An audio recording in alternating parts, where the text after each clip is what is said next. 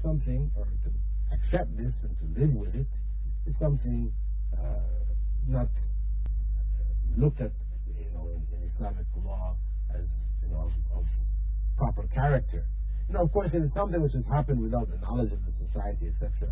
A person's weaknesses, personal weakness, something happened and a person repents for it, etc. Then, forgiveness can be expressed within the family, people can carry on.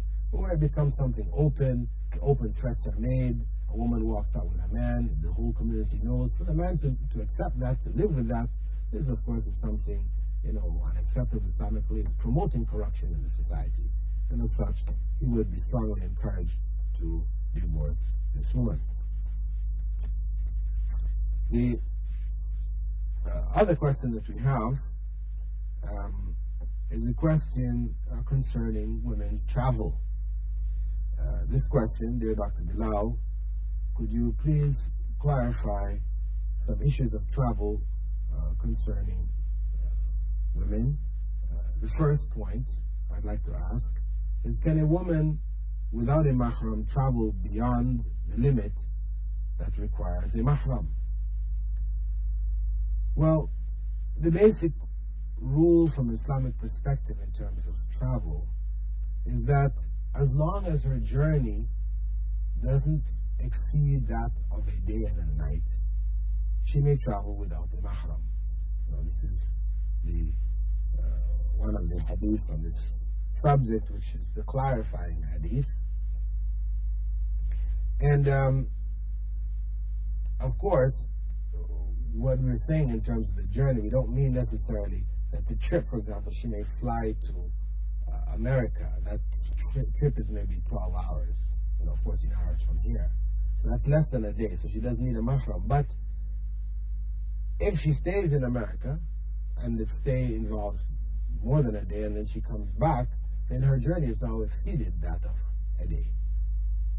It means that if a mahram is waiting for her there in New York when she arrives, then that journey between here, mahram leaves her here, mahram meets her there, then the journey in between is permissible. We should also consider, though, if a journey is for necessity, where a person is fleeing for refuge, they're making hijrah because there are trials in the land that they live. For example, a Muslim woman finds herself in a situation where her religion is being threatened, it's dangerous for her, etc., etc. So she flees that country and tries to go to a Muslim country. Then this is a circumstance where necessity for the protection of her religion makes it permissible for her to make this journey even without a mahram. The second question: how far or long can a woman travel without a mahram?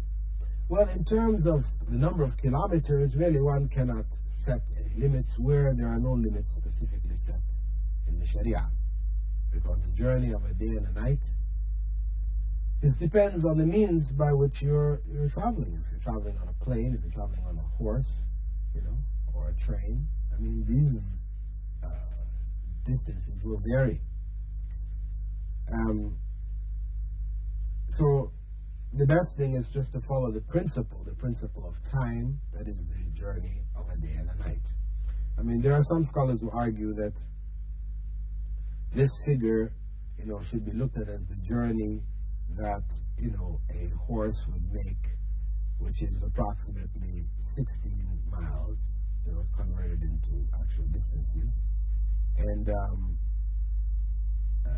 this is, I think, quite a rigid position, because when the Prophet ﷺ gave a day and a night, Allah knew that the means of travel would vary, would change in the future. And if this principle was not to be a general principle, then distances could have been given, and he did give distances for other things. So this position is a bit rigid, and the better position really is to travel using a mahram, having a mahram with you, if the journey is going to be longer than that of a day and a night.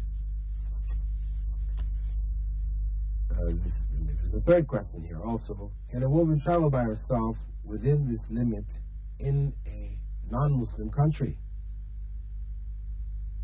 Now, I mean, if a woman is already there in the non-Muslim country, the issues of how she got there and all that is another issue, but she's there. What is she limited in terms of her journey in that country?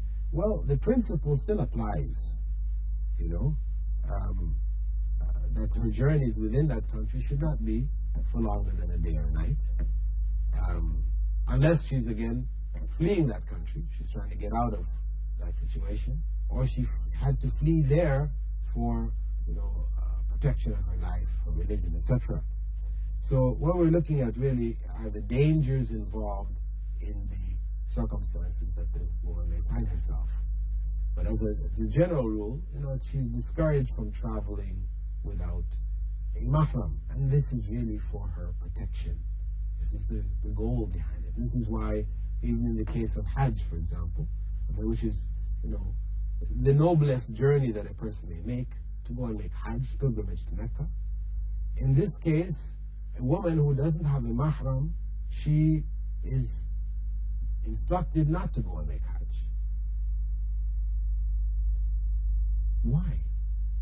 This is a chance for her to, you know, gain all this reward, etc. But the Sharia does not instruct her to make Hajj now. And she's not considered able to make Hajj because of the fact that she doesn't have mahram. Because this journey is a journey which has its dangers, has its difficulties, and she is exposing herself unnecessarily to harm.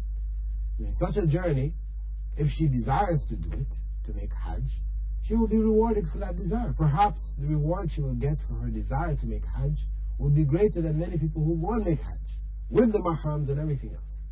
Because, you know, the reward from these acts has to do with sincerity, these type of things. So if a person sincerely desires to make Hajj, but is not able, then Allah does not hold him to account, but will reward them for that intention. So we know that, you know, the special occasion of Hajj is, as I said, it's a very important occasion. But, you know, when a man came to the Prophet ﷺ saying that, you know, he wanted to join him in jihad, they were going out to fight for the sake of Allah, and he mentioned that his wife was going for Hajj, the Prophet ﷺ said, go with your wife, accompany your wife. And they were going out for jihad, you know, which is something also obligatory. But the Prophet ﷺ instructed him to leave that other obligation and go and accompany his wife on making Hajj. This is how important it is. So, with regards to travel, we said that travel is permitted within the bounds of the day and the night.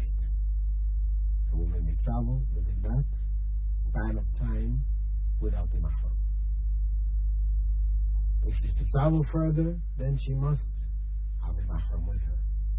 If the journey involves, though the actual time of journey may be less than a day or night, but the stay in the place that one is going to is more than a day and night, then all of that is included as part of the journey, and such a journey would then be considered illegal.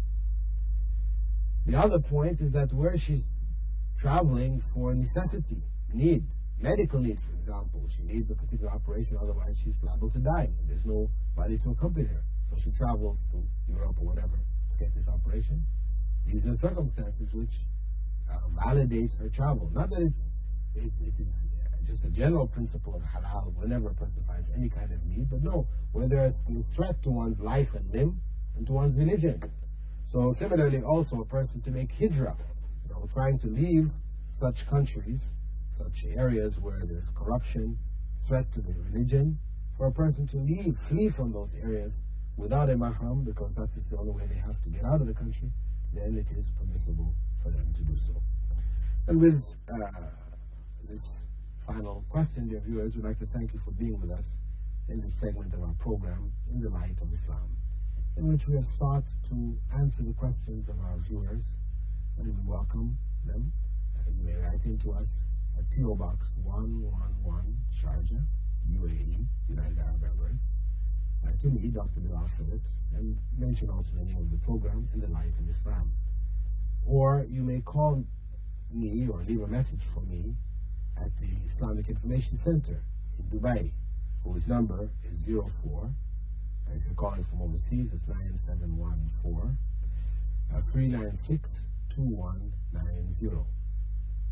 Or you may also fax in your questions to me or comments at 9716 or 06 if you're faxing locally, 5323-724. And with that, dear viewers, we'd like to bid you now farewell, hoping to see you in our coming segments. Assalamu alaikum wa rahmatullahi wa barakatuh.